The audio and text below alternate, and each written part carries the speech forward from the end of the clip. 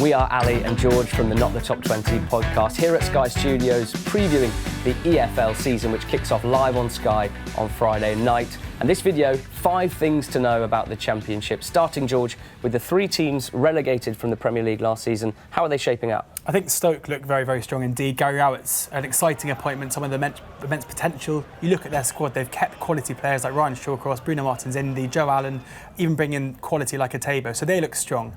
Not the same for West Brom or Swansea. I think Swansea, Graham Potter's come in, exciting appointment, but very little business done at all in the window so far, and there still could be players leaving. West Brom have brought in some decent reinforcements at the back, Sam Johnson, Carl Bartley, but you look at their players further forward, Rondon's going to leave, it looks like Jay Rodriguez might leave, Matt Phillips is going to leave. They need a lot further forward in the pitch, so I think that 1 good, 2 not so good. Now, the next one, Leeds and Marco Bielsa. Tell us about this unbelievable story from the summer. The godfather of modern football, Marcelo Bielsa, spoken of in glowing terms by some of the game's most recognisable and successful modern managers. I think the word godfather is interesting there because in terms of success at club level, it's been mixed for him. We know he did a fantastic job at Athletic Bilbao, but more recently with Lille especially, some slightly worrying tendencies. We're not sure what the case will be at Leeds. At its best, it could be glorious, dynamic football, something hopefully that the Championship won't have seen before in terms of tactical flexibility and style of play. There's always the potential for things not to go so well, and it'll be interesting to see how both the club and Bielsa react if the club starts slowly. But some interesting signings in the last few days. It looks like Patrick Bamford and Barry Douglas are joining Leeds, and these are strong players. I like the look of the squad. And I think we could be seeing something quite interesting here at Leeds this season. So exciting times. They've been out of the Premier League for a long time. This could be the season.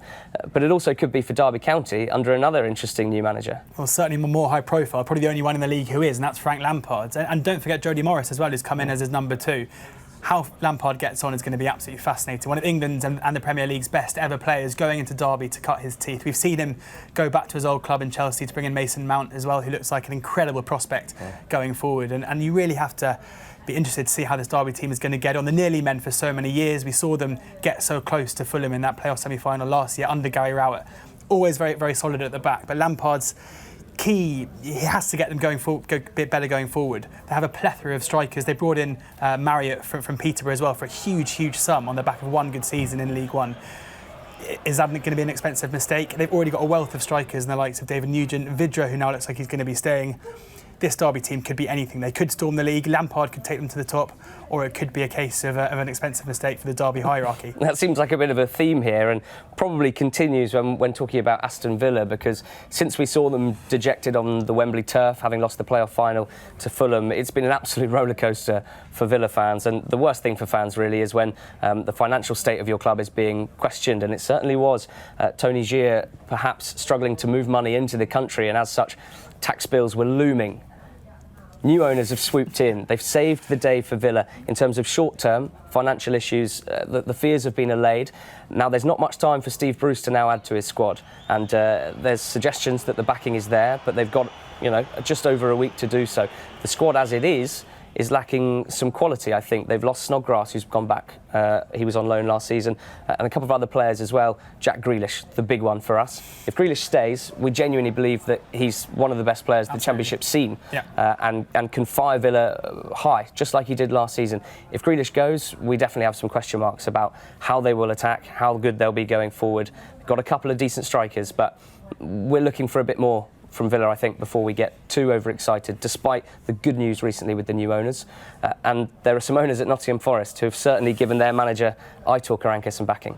Without a doubt, everything Forest have done just screams Wolves. They brought in players with a certain links to a Mr. Mendes from the continent for big sums of money, some loans as well. It's impossible for us to say just how good they are. One of them, 15 million euros, only paid 10 times for Benfica.